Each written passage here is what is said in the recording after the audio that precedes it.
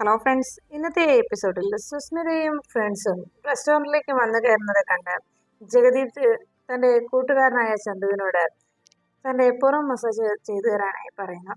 അത് കേട്ട് ചന്തു പുറം മസാജ് ചെയ്തുകൊണ്ടിരിക്കുന്ന സമയത്ത് സുസ്മിത, ജഗദീപും അസിസ്റ്റന്റ് ചന്തുവും അവിടെ ഇരിക്കുന്നത് കാണാനിടയാകുന്നു. സുസ്മിതയുടെ മനസ്സിലേക്ക് കഴിഞ്ഞ തവണ താൻ ആ ഹോട്ടലിലേക്ക് ചെന്ന് കയറിയപ്പോൾ കണ്ട കാഴ്ചയായിരുന്നു സുസ്മിതയുടെ മനസ്സിലാകെ ആ നിമിഷം എത്തിയത്.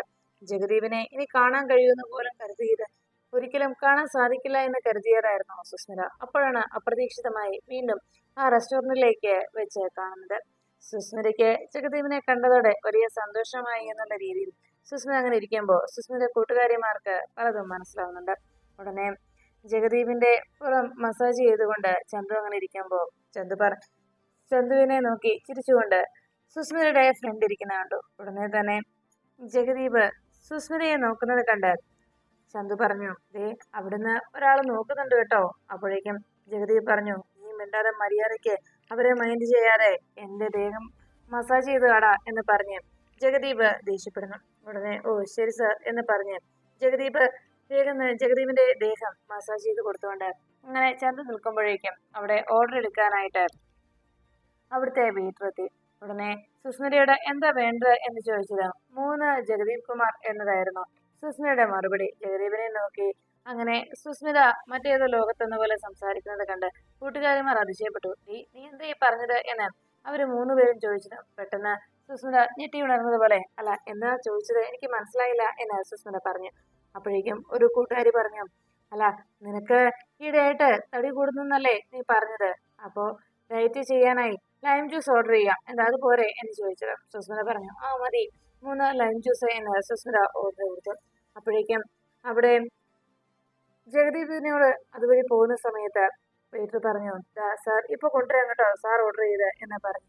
അയാൾ പോയി. അപ്പോഴേക്കും ഉടനെ ജഗദീപ് പറഞ്ഞു, ആ ശരി ശരി ഇപ്പൊ തന്നെ കൊണ്ടുവരണേ എന്ന് പറഞ്ഞു. അങ്ങനെ അവർ രണ്ടുപേരും വെയിറ്റ് ഇട്ട് അങ്ങനെ ഇരിക്കുമ്പോൾ ജഗദീപിന് ഓർഡർ കൊടുക്കുന്ന സമയത്ത് ജഗദീപ് ആവശ്യപ്പെട്ടതുപോലെ ഒരു ആപ്പിളുമായിട്ട് അയാളെത്തി.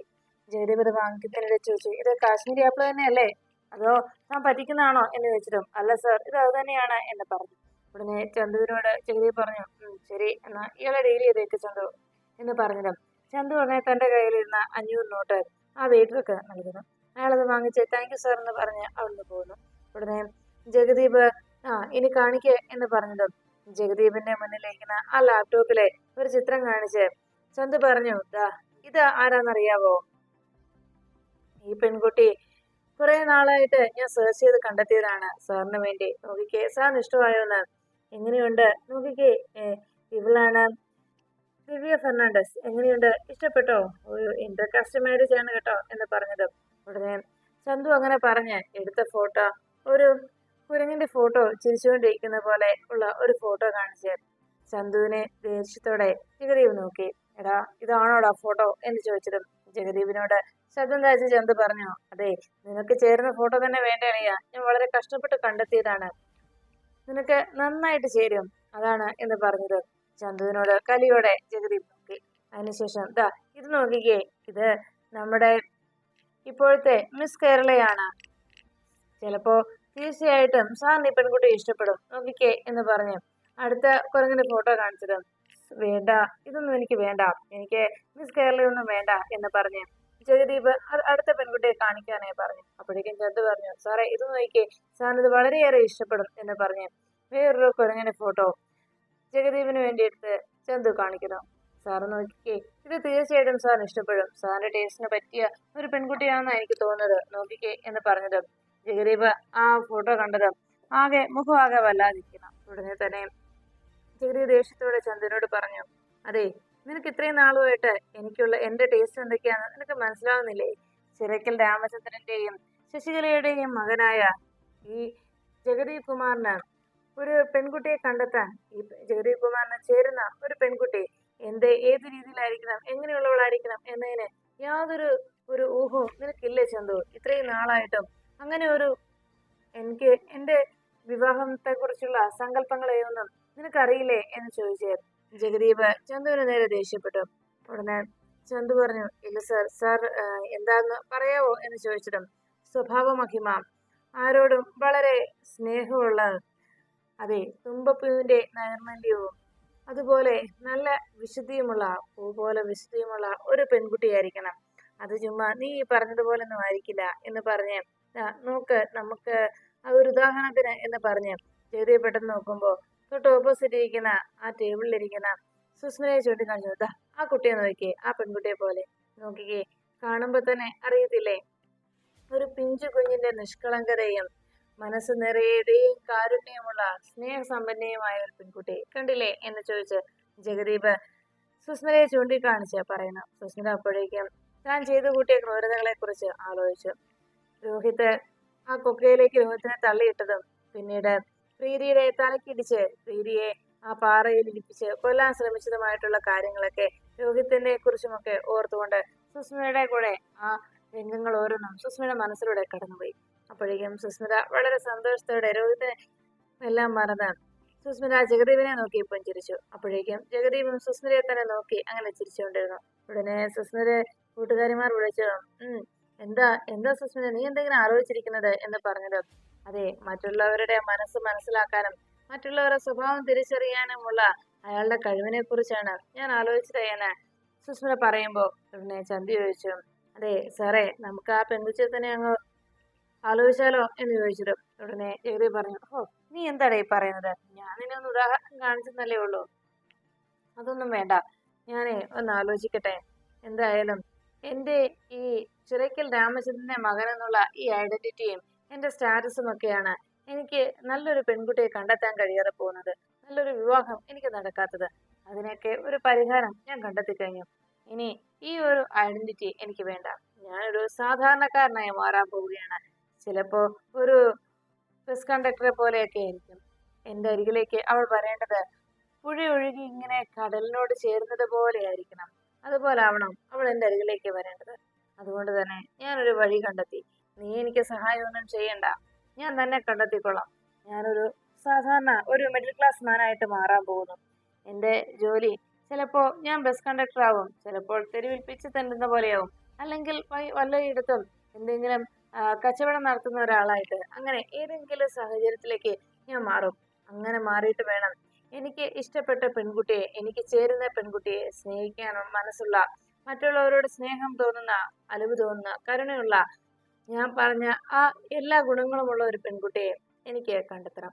അങ്ങനെ ഞാൻ കണ്ടെത്തും എന്ന് പറഞ്ഞ് ജഗദീപ് ഇങ്ങനെ പറയുമ്പോൾ ഉടനെ ചന്തു പറഞ്ഞു, ശരി സർ, അങ്ങനെ ആവട്ടെ. അപ്പോഴേക്കും ചന്തുവിനോട് ജഗദീപ് പറഞ്ഞു, ഇനി അഥവാ നീയാണ് അങ്ങനെ ഒരാളെ കണ്ടെത്തുന്നതെങ്കിൽ അപ്പോൾ തന്നെ എന്നെ അറിയിക്കണം.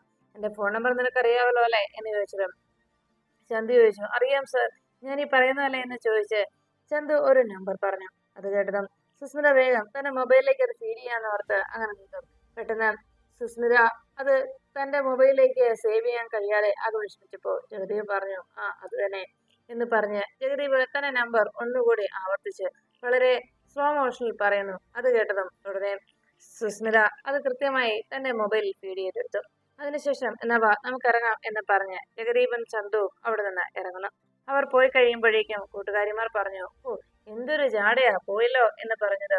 ഉടനെ അതിലേത് പെണ്ണാണോ ആ ജഗദീപിന്റെ ഭാര്യയാകാൻ പോകുന്നത്, ആരായിരിക്കും ആ ഭാഗ്യവതി എന്നെല്ലാം അങ്ങനെ പറഞ്ഞുകൊണ്ട് ഇരിക്കുമ്പോ സുസ്മിത പറഞ്ഞു, ആ പറഞ്ഞ 3 പേർക്കും ഞാൻ ഈ ജഗദീപ് കുമാറിനെ വിട്ടുകൊടുക്കില്ല എന്ന് പറഞ്ഞ് സുസ്മിത കൂട്ടുകാരിമാരോട് തന്റെ അഭിപ്രായം പറയുന്നു.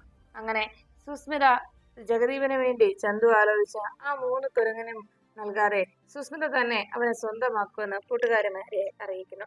അപ്പോഴാണ് സത്യഭാമയുടെ വീട്ടിൽ പങ്കജം തന്റെ റൂമിലേക്ക് എത്തിയതിനു ശേഷം തനിക്കിട്ട് കിട്ടിയ ആ അടിയെക്കുറിച്ച് ഓർക്കുന്നത്. തന്റെ കർണത്തിനിട്ട് സത്യഭാമ അടിച്ചു തോർത്ത് ആകെ വിഷമത്തോടെ പങ്കജം ഇരിക്കുന്നു. ആ പെണ്ണുമ്പിള്ളയുടെ പൊണ്ണത്തടി കൊണ്ട് ആ പൊന്നും കൈവച്ച് എന്റെ മുഖത്തിനിട്ട് തല്ലിയത്, ഇവരുടെ അടി കൊള്ളാൻ വേണ്ടിയാണോ ഈ വീട്ടക്കുകാരിയായി ഞാൻ ഇവിടെ നിൽക്കുന്നത്? എന്തായാലും അവർക്ക് തിരിച്ച് അടി കൊടുത്തിട്ട് ഞാൻ ഇവിടെ നിന്ന് ഇറങ്ങുന്നുള്ളൂ. സരള പണം തരുമെന്ന് പറഞ്ഞ് ആ പണം മോഹിച്ച് ഞാൻ വെറുതെ എന്തിന് ഇവരുടെ ആട്ടും തുപ്പും സഹിക്കണം? അതുകൊണ്ട് എന്തായാലും പോകുന്നതിന് മുമ്പ് അവരുടെ 2 കർണത്തിനിട്ടും ഞാൻ തിരിച്ചൊന്ന് കൊടുത്തിട്ടേ ഇറങ്ങൂ എന്നെല്ലാം ആലോചിച്ച് വേഗം തന്നെ പങ്കജം പുറത്തേക്ക് ഇറങ്ങുന്നു. പങ്കജം പുറത്ത് ഇറങ്ങി വന്നതും അവിടെ ഇരുന്ന് പങ്കജം കുറച്ചു നേരത്തേക്ക് ആലോചിച്ചു. അല്ല, എനിക്ക് വേറെന്താ ഡ്യൂട്ടി ഉള്ളത്, അല്ലെങ്കിൽ മറ്റെന്ത് ജോലിയാണ് എനിക്ക് അവിടെ ഉള്ളത്? വേറെ പ്രത്യേകിച്ച് ജോലികളൊന്നും ഇല്ലല്ലോ മാഡം എന്ന് പങ്കജം സർലയോട് ചോദിക്കുമ്പോൾ സർല പറഞ്ഞു, അതെ, ഞാൻ നിനക്ക് അവിടെ ദേ ഒരു ജോലി വാങ്ങിച്ചു തരുമ്പോ അവിടത്തെ ചിലപ്പോ സത്യഭാമയുടെ തല്ലുകൊള്ളേണ്ടി വരും, അവരുടെ ആട്ടും തുപ്പൊക്കെ സഹിക്കേണ്ടി വരും. അതിനൊക്കെ ഞാൻ നിനക്ക് കൃത്യമായി നിന്റെ അക്കൗണ്ടിൽ പണം ഇട്ട് തന്നിരിക്കും. എനിക്ക് വേണമെങ്കിൽ നിന്നേക്കാളും വളരെ തുച്ഛമായ വിലയ്ക്ക് മറ്റൊരു സെർവന്റിനെ വാടകയ്ക്ക് എടുക്കാമായിരുന്നു. അവർക്ക് നിനക്ക് തരുന്നതിനേക്കാൾ കുറച്ച് പണം കൊടുത്താലും മതിയായിരുന്നു. പക്ഷേ എനിക്ക് വേണ്ടത് നിന്റെ ഈ ബുദ്ധിയാണ്, ഈ കൂർമ്മ ബുദ്ധി, ഈ തലച്ചോറ്. അതിനുവേണ്ടിയാണ് നിന്നെ തന്നെ ഞാൻ നിയോഗിച്ചത് എന്ന് പറഞ്ഞ് സർല സംസാരിച്ചത് വേഗം പങ്കജം ആലോചിച്ചു. അപ്പോ എന്തായാലും സർലയുടെ കയ്യിൽ നിന്ന് പണം വാങ്ങിക്കുന്നതിന് മുൻപ് സർലയ്ക്ക് എന്റെ മേലുണ്ടായിരുന്ന ആ വിശ്വാസം അത് സത്യമായിരുന്നെന്ന് അവരെ എനിക്ക് ബോധ്യപ്പെടുത്തി കൊടുക്കണം. അതിനെന്താ ഒരു പോംവഴി? എന്തെങ്കിലും ഒരു വഴി കണ്ടെത്തിയേ തീരൂ. അങ്ങനെ ഒന്ന് കണ്ടെത്തിയിട്ട് വേണം സത്യഭാമയുടെ മുഖത്തടിച്ചിട്ട് എനിക്ക് ഇവിടെ നിന്ന് ഇറങ്ങാൻ എന്ന് അങ്ങനെ ആലോചിച്ചുകൊണ്ട് പങ്കജം ഇരിക്കണം. പിന്നീട് രാത്രിയായതിനു ശേഷം സത്യഭാമയുടെ വീട്ടിൽ എല്ലാവരും കിടക്കാൻ നോക്കുമ്പോൾ ശ്യാമ റൂമിലിരുന്ന് ഓരോന്നും ആലോചിച്ചങ്ങനെ വീട്ടിലങ്ങനെ ഇരിക്കുമ്പോഴാണ് അവിടേക്ക് രോഹിത് എത്തിയത്. രോഹിത് അകത്തേക്ക് കയറി വന്നതും ഒന്നും മിണ്ടാതെ രോഹിത് അവിടെ നിന്ന് ഒരു പില്ലോയും ഒരു ബെഡ്ഷീറ്റും എടുത്ത് പുറത്തേക്ക് പോകാനായി തുടങ്ങി. ഇത് കണ്ടതും ശ്യാമ ചോദിച്ചു, അതെ, എങ്ങോട്ടായി പോകുന്നത്? അപ്പോഴേക്കും രോഹിത് പറഞ്ഞു, കിടക്കാൻ. അല്ലാതെ എങ്ങോട്ടാ എന്ന് ചോദിച്ചതും ശ്യാമ പറഞ്ഞു, നിങ്ങൾ എന്നെ അപമാനിക്കാൻ തന്നെയാണോ തയ്യാറെടുത്തിരിക്കുന്നത്? ഉടനെ ശ്യാമയോട് രോഹിത് ചോദിച്ചു, അതെന്താ അങ്ങനെ പറഞ്ഞത് എന്ന് ചോദിച്ചതും, നിങ്ങൾ ഈ റൂമിന് വെളിയിൽ കിടന്നുറങ്ങുകയാണെന്ന് വെച്ചാൽ അത് മറ്റുള്ളവർ അറിയില്ലേ? നമ്മൾ രണ്ടുപേരും രണ്ട് റൂമിലാണ് കിടക്കുന്നതെന്ന് എന്ന് ശ്യാമ ചോദിച്ചതും രോഹിത് പറഞ്ഞു, അതെ, അറിയും, അതറിയണല്ലോ എന്ന് പറഞ്ഞതും അപ്പോ സത്യാമ്മ എന്നോട് ഇറക്കി വിടില്ലേ എന്ന് ചോദിച്ചതും ഇറക്കി വിടട്ടെ, അതിലെന്താ പ്രശ്നം എന്ന് ചോദിച്ചതും എന്താ പ്രശ്നമെന്നോ? എന്നെ ഇവിടെ നിന്ന് ഇറക്കി വിട്ടാ ഞാൻ എങ്ങോട്ട് പോകും എന്ന് ശ്യാമ ചോദിച്ചു. നീ എങ്ങോട്ട് പോയാലും എനിക്കെന്താ പ്രശ്നം? ഞാൻ നിന്റെ എന്താ കാവൽക്കാരനാണോ? നിന്റെ കാമുകൻ മടങ്ങി വന്ന് നിന്നെ വിളിച്ചുകൊണ്ട് പോകുന്നത് വരെ നിനക്ക് കാവല് കിടക്കാനായെന്നും എന്നെ കൊണ്ട് പറ്റില്ല. നീ നിന്റെ പാട് നോക്ക് എന്ന് പറഞ്ഞ് എല്ലാം സത്യാമ്മ അറിയട്ടെ എന്ന് പറഞ്ഞ് ദേഷ്യപ്പെട്ടുകൊണ്ട് രോഹിത് പോകാനായിട്ട് ഇറങ്ങണം. അപ്പോഴേക്കും ശാലിനി അവിടേക്ക് എത്തി. അവർ തമ്മിലുള്ള പിടിവലി എന്തായിരിക്കും എന്ന് അറിയാനായി ശാലിനി അവിടേക്ക് വരുമ്പോഴാണ് പങ്കജം ഇരുവർക്കുമുള്ള ചായയുമായിട്ട് ആ സ്റ്റെയർ കയറി മുകളിലേക്ക് എത്തിയത്. രോഹിത്തും ശ്യാമയും തമ്മിൽ അടി കൂടുന്നത് പുറത്തു നിന്ന് പങ്കജം ശ്രദ്ധിക്കുന്നു. രോഹിത്തിനോട് ദേഷ്യത്തോടെ ശ്യാമ പറഞ്ഞു, അങ്ങനെ നിങ്ങൾ ഇവിടുന്ന് പോകാൻ ഞാൻ സമ്മതിക്കില്ല, മര്യാദയ്ക്ക് ഇവിടെ കിടന്നാൽ മതി എന്ന് പറഞ്ഞു രോഹിത്തിനെ ബെഡിലേക്ക് തള്ളിയിടുന്നു. രോഹിത്ത് ചാടി എഴുന്നേറ്റ്, അത് നീയാണോ തീരുമാനിക്കുന്നത്? ഞാനേ ഇവിടുന്ന് എന്തായാലും ഇവിടെ നിന്ന് കിടക്കുന്ന പ്രശ്നമില്ല, ഞാൻ പുറത്തു തന്നെ കിടക്കുകയുള്ളൂ. ഞാനേ നിന്റെ ഗതി താലി കിട്ടിയ ആളാണ്, എന്നെ താനെന്നൊക്കെ വിളിച്ചാലുണ്ടല്ലോ എന്ന് പറഞ്ഞതും അത്രയ്ക്കായോ, ഞാൻ നിങ്ങളെ താനെന്ന് തന്നെ വിളിക്കുള്ളൂ, താൻ താൻ താൻ അങ്ങനെ പറഞ്ഞതും ഉടനെ രോഹിത് ദേഷ്യപ്പെട്ട്, നീ പൊടി മരപ്പെട്ടി എന്ന് വിളിച്ചു. ഇത് കേട്ടതും മരപ്പെട്ടിന്നോ, എന്റെ അമ്മ പോലും എന്നെ അങ്ങനെ വിളിച്ചിട്ടില്ല എന്ന് പറഞ്ഞതും ഉടനെ രോഹിത് പറഞ്ഞു, അതുകൊണ്ടാണ് ഇങ്ങനെയൊക്കെ പെരുമാറുന്നത്, മരപ്പെട്ടി മരപ്പെട്ടി മരപ്പെട്ടി എന്ന് പറഞ്ഞു വീണ്ടും രോഹിത് ബഹളം വെച്ചതും ശ്യാമ തനിക്കറിയാവുന്ന മറ്റു മൃഗങ്ങളുടെ എല്ലാം പേരുകൾ വിളിച്ച് രോഹിത്തിനെ ചീത്ത വിളിക്കണം. രോഹിത്ത് വേഗം ഒന്നും കേൾക്കാതിരിക്കാനായി ചെവി അടച്ചു വെച്ചിട്ട് അങ്ങനെ ഇരിക്കുമ്പോൾ പങ്കജവും ശാലിനിയും പുറത്തു നിന്നത് കേട്ടുകൊണ്ടേയിരുന്നു. അപ്പോഴേക്കും ശ്യാമയ്ക്ക് തനിക്കറിയാവുന്ന എല്ലാ രീതിയിലും വിളിച്ചതിന് ശേഷം രോഹിത്ത് അത്രയും നേരം ചെവി പൊത്തിപ്പിടിച്ചിരുന്നു. അതിനുശേഷം ചെവി മാറ്റിയപ്പോഴേക്കും ശ്യാമയോട് ചോദിച്ചു, തീർന്നല്ലോ അല്ലേ? അപ്പോഴേക്കും രോഹിത്ത് ആലോചിച്ചു, ഇത്രയൊക്കെ മലയാള ഭാഷയിൽ ഇത്രയും വാക്കുകളൊക്കെ ഉണ്ടായിരുന്നോ? എന്നെ അവര് പറ്റിച്ചല്ലോ സാറുമാര്. എന്തായാലും കൊള്ളാം, വെറുതെ അല്ല അമ്മ ഇവളോടൊന്നും പറയാത്തത് എന്ന് പറഞ്ഞ് രോഹിത്ത് അങ്ങനെ മനസ്സിലിങ്ങനെ ആലോചിച്ചുകൊണ്ടിരിക്കുമ്പോ ശ്യാമ പറഞ്ഞു, മര്യാദക്ക് ഞാൻ പറയുന്നത് കേട്ട് ഇവിടെ കിടക്കുന്നതാണ് നല്ലത്, അല്ലെങ്കിൽ ഉണ്ടല്ലോ എന്ന് പറഞ്ഞത് ഉടനെ രോഹിത്തിനെ തട്ടി ആ ബെഡിലേക്ക് ഇട്ടിട്ട് ശ്യാമ രോഹിത്തിനോട് മര്യാദയ്ക്ക് ഇവിടെ കിടന്നോളെന്ന് പറയുന്നു. രോഹിത്ത് പറഞ്ഞു, അത്രയ്ക്കായോ, ഞാനിവിടെ നിന്റെ അടിമയായിട്ടല്ല ജീവിക്കുന്നത് എന്ന് പറഞ്ഞ് രോഹിത്ത് പോകാനായി തുടങ്ങി. അപ്പോഴേക്കും നിന്നെ ഞാൻ എന്ന് പറഞ്ഞ് രോഹിത്ത് അവിടെ നിന്ന് ഒരു പില്ലോ കയ്യിലെടുത്ത് ശ്യാമയ്ക്കിട്ട് തല്ലുന്നു.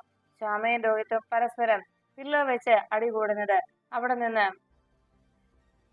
പങ്കജം കാണാനിടയായി. അവസാനം രോഹിത്തിന്റെ കയ്യിലിരുന്ന പില്ലോ ശ്യാമ തട്ടിത്തെറിപ്പിച്ച് കഴിയുമ്പോഴേക്കും രോഹിത്ത് അവിടെ ഇരുന്ന ഒരു ഫ്ലവർ വേസ് കയ്യിലേക്ക് എടുത്തു.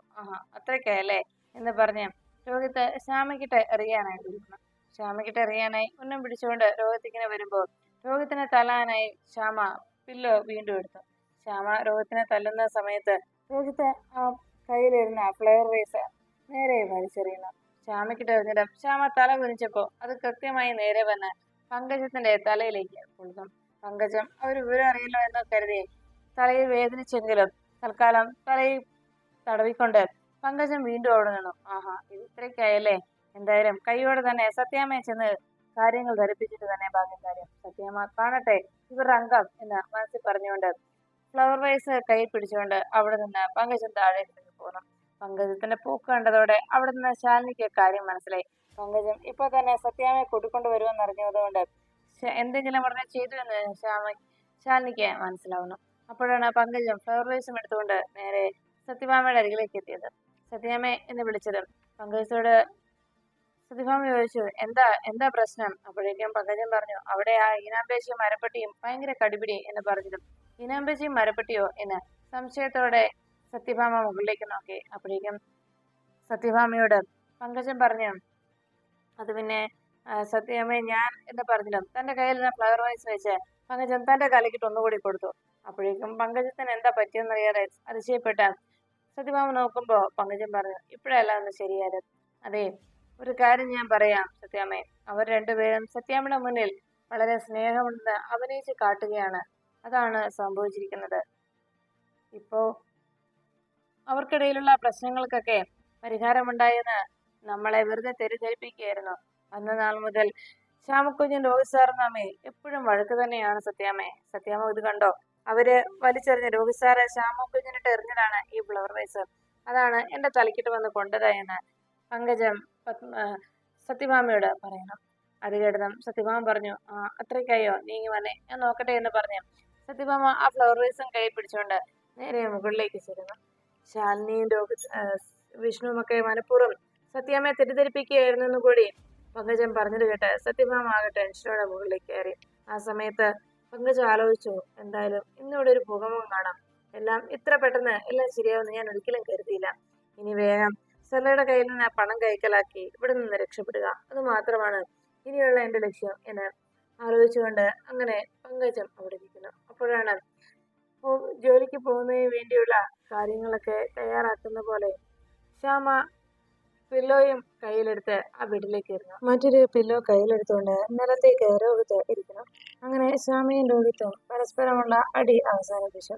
രോഹിത്ത് ശ്യാമയും അങ്ങനെ രണ്ടുപേരുടെയും അടി അവസാനിപ്പിച്ച് ശാലിനിയുടെ നിർബന്ധപ്രകാരം രണ്ടുപേരും സത്യഭാമ വരുവാനും മനസ്സിലാക്കി അവർ രണ്ടുപേരുടെയും അഭിനയം തുടങ്ങുന്നു. സത്യഭാമയുടെ വരവ് പ്രതീക്ഷിച്ച് രോഹിത്തും ശ്യാമയും ആ ബെഡിലും നിലത്തുമായിരുന്നതിന് ശേഷം രോഹിത്ത് മറ്റൊരു പില്ലോ കയ്യിലെടുത്ത് പൊന്നെ എന്ന് ശ്യാമയെ വിളിച്ചു. എന്തോ രോഹിത്തേട്ടാ എന്ന് സ്നേഹത്തോടെ ശ്യാമ സംസാരിക്കുമ്പോൾ രോഹിത്ത് ചോദിച്ചു, അല്ല നമ്മൾ എന്തിനാ പൊന്നെ ഇങ്ങനെ അലമ്പാക്കിയത് എന്ന് ചോദിച്ചു. ശ്യാമ പറഞ്ഞു, രോഹിത്തേട്ടൻ ഇവിടെ നിന്ന് ഇറങ്ങിപ്പോ മാറിപ്പോയി കിടക്കുന്നു പറഞ്ഞിട്ടല്ലേ ഞാൻ വഴക്ക് പറഞ്ഞത് എന്ന് ചോദിച്ചതും ശ്യാമയോട് രോഹിത്ത് പറഞ്ഞു, അതിന് ഞാൻ ഒറ്റയ്ക്കല്ലോ മോളെ, നമ്മൾ രണ്ടുപേരും കൂടി ടെറസിന് മുകളിൽ പോയി കിടക്കുന്നല്ലേ പറഞ്ഞത് എന്ന് പറഞ്ഞു. ടെറസിൽ പോയി കിടക്കുന്ന കാര്യമില്ല സംസാരിച്ചത് എന്ന് ചോദിച്ചു. അവിടെ രാത്രിയിൽ നമുക്ക് ചന്ദ്രനെ കാണാൻ പറ്റുമല്ലോ പൊന്നെ എന്ന് പറഞ്ഞതും അതിന് നമ്മൾ രണ്ടുപേരും അവിടെ കിടക്കുന്നതോ മോശമല്ലേ രോഹിത്തേട്ടാ? അതെ, ആ പങ്കജ് എന്ന് പറഞ്ഞവരെ നമ്മുടെ പിന്നാലെ ഇങ്ങനെ നടക്കുകയാ, നമ്മൾ എന്ത് ചെയ്യുന്നു എന്നറിയാൻ വേണ്ടി. അതുകൊണ്ട് അവർ വല്ലാതെ ശല്യപ്പെടുത്തുന്നുണ്ട് രോഹിത്തേട്ടാ. അതുകൊണ്ട് അവരെപ്പോഴും പിന്നാലെ ഇങ്ങനെ നടന്ന് നമ്മൾ എന്തൊക്കെ ചെയ്യുന്നു എന്തൊക്കെ കാണിക്കുന്നു എന്നൊക്കെ അറിയാൻ ഇങ്ങനെ നോക്കി നടക്കുക. അതാ ഞാൻ പറഞ്ഞത് നമുക്ക് അങ്ങോട്ടൊന്നും പോകണ്ടായെന്ന്. അപ്പോഴേക്കും രോഹിത്ത് പറഞ്ഞു, ഓ എൻ്റെ മോൾക്ക് അവള് ആ പങ്കജം കാണിക്കുന്നൊന്നും മോൾക്ക് ഇഷ്ടപ്പെടുന്നില്ലല്ലേ? അവരുടെ ആ പ്രവൃത്തിയൊക്കെ മോളെ വേദനിപ്പിക്കുന്നുണ്ടോ എന്ന് ചോദിച്ചതും ഉടനെ ശ്യാമ പറഞ്ഞു, അതെ രോഹിത്തേട്ടാ, അവരെ ആ സ്ത്രീയുടെ നോട്ടമൊന്നും അത്ര ശരിയല്ല, അവരെപ്പോഴും നമ്മുടെ പിന്നാലെ ഇങ്ങനെ നടക്കുക എന്നെല്ലാം പറയുന്നു. അതെല്ലാം കേട്ടതും സത്യഭാമയ്ക്ക് കാര്യം മനസ്സിലായി. അപ്പോ പങ്കജം എൻ്റെ പിള്ളേരെ ശരിക്കും ജീവിക്കാൻ സമ്മതിക്കുന്നില്ലല്ലേ? അവളെ പിന്നാലെ നടന്ന് ശല്യപ്പെടുത്തോ, അവളെ ഞാൻ ശരിയാക്കുന്നുണ്ട് എന്ന് മനസ്സിൽ തീരുമാനിച്ച് സത്യഭാമ താഴേക്ക് ഇറങ്ങിപ്പോകുന്നു. പങ്കജത്തിന്റെ അരികിലേക്ക് സത്യഭാമ പോകുമ്പോൾ രോഹിത്തും ശ്യാമയും തമ്മിലുള്ള സ്നേഹപ്രകടനമൊക്കെ അവസാനിപ്പിച്ച് രോഹിത്ത് തന്റെ കയ്യിലിരുന്ന ആ പില്ലോ എടുത്ത് ശ്യാമയുടെ നേരെ വലിച്ചെറിയുന്നു.